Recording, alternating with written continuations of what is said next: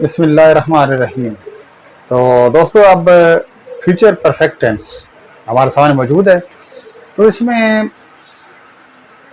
Fail मुस्तकबिल बईद कह लें, फेल मुस्तकबिल मुकम्मल कह लें, यानी कि जिस फ़िक्रे में चुका या लिए का जिक्र आएगा, हमने ये गौर करना है फ़िक्रे के अंदर जाके फ़िक्रे का मफ़हूम समझते हुए, तो फिर हमें खुद ब खुद पता चल जाएगा कि काम का करना, होना या सहना जो है वो दूर वाले आने वाले दूर के ज़माने में पाया जाएगा। तो ज़माने जो दूर का होता है उसको जो है वो बईद बोलते हैं। उसके बाद पहचान क्या होगी, जो उर्दू के फ़िक्रे के आखिर में हमने चुका होगा, चुकी होगी, चुके होंगे, लिया होगा। अच्छा, लिया होगा या चुका होगा वो एक ही बात है, ठीक है जी। अब इसका जो बनाने का तरीका है, यानी कि उसका फार्मूला हम समझ लेते हैं। सबसे पहले हम सब्जेक्ट लगाते हैं, ठीक है। और विल या शैल जो है ये फ्यूचर इंडेफिनिट का हेल्पिंग वर्ब है, ये तो मस्ट ही आएगा, ठीक है। उसके बाद हमने फ्यूचर कंटिन्यूस किया था। फ्यूचर कंटिन्यूस के लिए हमने बी साथ लगाया था। और अब हम फ्यूचर परफेक्ट कर रहे हैं। याद रखेंगे परफेक्ट की निशानदेही हैज़, हैव और हैड करते हैं, लेकिन हम यहाँ पर सिर्फ और सिर्फ जो है वो हैव इस्तेमाल करेंगे, ठीक है जी। तो अब हम हैड क्यों नहीं लगाते? हैड इसलिए लगाते क्योंकि फ्यूचर का ताल्लुक जो है वो प्रेजेंट के साथ हो सकता है। जिसे हम अरबी ग्रामर या उर्दू ग्रामर में कहें तो फेल मुजारे, ठीक है जी। फेल मुजारे में हम देखते हैं कि वो जो फेल है वो यानी कि हेल्पिंग वर्ब कह लें या फेल कह लें,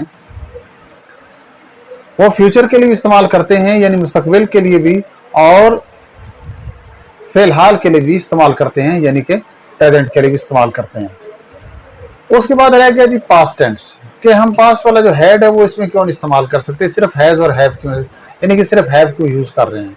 भाई इसलिए कर रहे हैं क्योंकि पास्ट जो है एक अलग से इस तरह का टेंस है कि जिसका फिक्रे का एक हिस्सा अगर पास्ट में हो तो दूसरा भी पास्ट में ही होता है। इस तरीके से अब सबसे पहले सब्जेक्ट आता है, फिर विल हैव आता है, शैल हैव आता है, फिर वर्ब की थर्ड फॉर्म लगाते हैं। याद रखें कि थर्ड फॉर्म जो है ये परमानेंटली तौर पर समझ लेंगे जितने भी परफेक्ट टेंसेस होते हैं। और उसके बाद पैसिव वॉइस है, इनमें सिर्फ और सिर्फ जो है वो थर्ड फॉर्म यानी कि पास्ट पार्टिसिपल इस्तेमाल करते हैं। वर्ब की फॉर्म्स के नाम क्या हैं, मैं साथ साथ कई वीडियोस में आपको बताता भी रहता हूँ ताकि आपको ये गाए बगाए याद रहे, क्योंकि तालीम ऐसी चीज़ का नाम है कि जो मुसलसल है और स्लो है, और किसी भी जगह पे जाकर हम 2-3 दिन से ज़्यादा एक चीज़ को अनटच करेंगे तो हमें भूल जाएगी। तो चलें जी, प्रेजेंट पहली है, दूसरी है पास्ट, तीसरी है पास्ट पार्टिसिपल, और चौथी फॉर्म जो है वो है प्रेजेंट पार्टिसिपल, कि जिसको हम प्रेजेंट के साथ आईएनजी लगाते हुए बनाते हैं। तो सबसे पहले देखें इसका फार्मूला क्या बन गया, सब्जेक्ट प्लस विल हैव या शेल हैव, थर्ड फॉर्म, और फिर ऑब्जेक्ट। ठीक हो गया जी।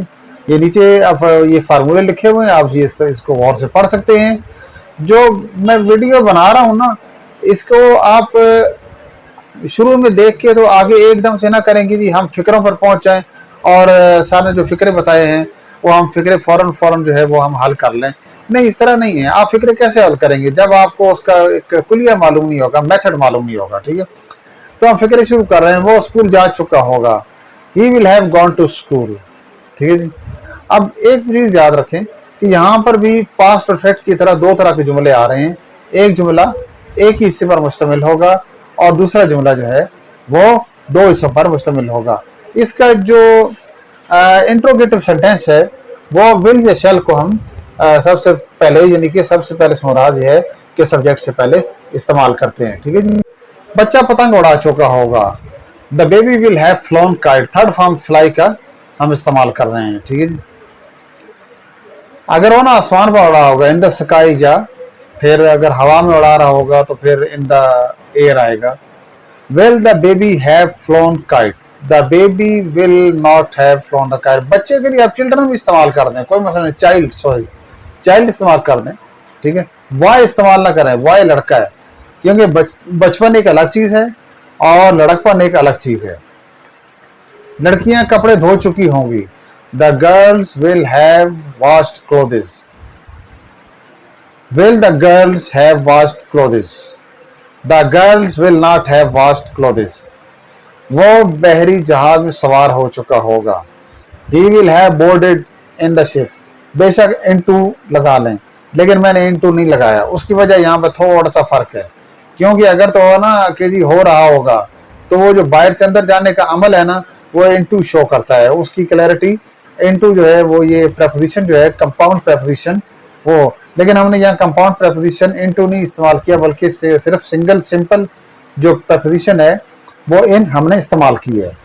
Will he have boarded in the ship, he will not have boarded in the ship. उम्मीदवार पर्चा हल कर चुके होंगे। The candidates will have solved the paper. अच्छा, आई और वी के साथ सबसे शैल लाता है और बाकी के साथ विल लाता है। ये हेल्पिंग वर्ब एक सूरत में उलट जाते हैं, यानी आई के साथ हम विल भी लगा लेंगे, लेकिन वहां पर देखें मैंने आपको जो फ्यूचर इंडेफिनिट का जो लेसन दिया था उसके अंदर आप जरा गौर से पढ़ के देखें, सुन के देखें, आपको पता चलेगा कि विल या शैल को हम जब हेल्पिंग वर्ब यानी उल्टाते हैं तो किस सूरत में उल्टाते हैं कि जिस वक्त हम किसी अज़्म समीम का, पुख्ता इरादे का, वादे का जिक्र करते हैं तो फिर वहां पर हेल्पिंग वर्ब उलट जाता है। ठीक है जी। गवाला दूध दोह चुका होगा यानी कि मिल्क। ठीक है जी। मिल्क मैंने आपको पहले ये इसको क्लियर किया था कि मिल्क जो है ये नाउन भी है और ये वर्ब भी है। इसको पता है जिस तरह जैसे वाटर है, ठीक है, उसको पानी भी है, पानी देना भी है। ठीक है, तो the milk man will have milked, हमने मिल्क इसके मैंने थर्ड फॉर्म यूज कर लिया। ठीक है, उन्होंने मैच जीत लिया होगा। They will have one the match, will they have one the match, they will not have one the match. वो बाजार से किताबें खरीद चुका होगा। He will have bought books from the bazaar. Will he have bought books from the bazaar? He will not have bought books from the bazaar. गवाला दूध फरोख्त कर चुका होगा। The milkman will have sold milk. Will the milkman have sold milk? The milkman will not have sold milk. मैं एक मजमून लिख चुका हूँगा। एक मजमून है, यहाँ पर हमने आर्टिकल इस्तेमाल करना है एन, क्योंकि ऐसे जो है ये एक ऐसा नाउन है कि जिसके शुरू में वाउल की आवाज आ रही है। I shall have written an essay, the ऐसे नहीं करेंगे। ठीक है, अगर तो मजमून का नाम स्पेसिफिकली जाहिर किया गया हो, ठीक है, तो अगर हम कहें कि जी कायद आज़म के बारे में एक मजमून, तो वो फिर एक स्पेसिफिकेशन आ जाती है, प्रॉपर नाउन बन जाएगा, वहाँ पर हम द इस्तेमाल करेंगे। Shall I have written an essay? I shall not have written an essay. यहाँ पर मैं आपके पास जिस तरह पास्ट परफेक्ट में फिक्रे के दो हिस्से थे, यहाँ पर मैं आपके पास ले आया हूँ। मेरे जाने से पहले वो गीत गा चुका होगा। पास्ट परफेक्ट में हमने क्या किया था, जो चुका था वाला हिस्सा था, यानी कि उर्दू के फिक्रे का जो आखिरी हिस्सा था, उसका हमने तर्जमा पहले किया, उसका हमने तर्जमा पास्ट परफेक्ट में किया, हेड के साथ थर्ड फॉर्म लगाई, और जो उसका दूसरा हिस्सा था उसका हमने पास्ट इंडेफिनिट में किया।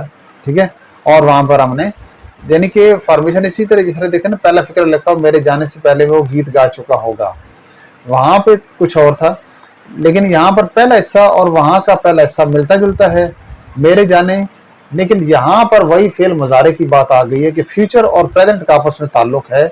यहाँ पर आई गो की बजाय हम सेकंड फॉर्म यूज नहीं करेंगे, बल्कि हम फर्स्ट लगाएंगे। तो पास्ट परफेक्ट में इस मेरे जाने का जो यानी मैं गया, इसका तर्जमा जो है वो पास्ट इंडेफिनिट में यानी कि आई वेंट में करते थे। ही विल हैव संग a song before I go.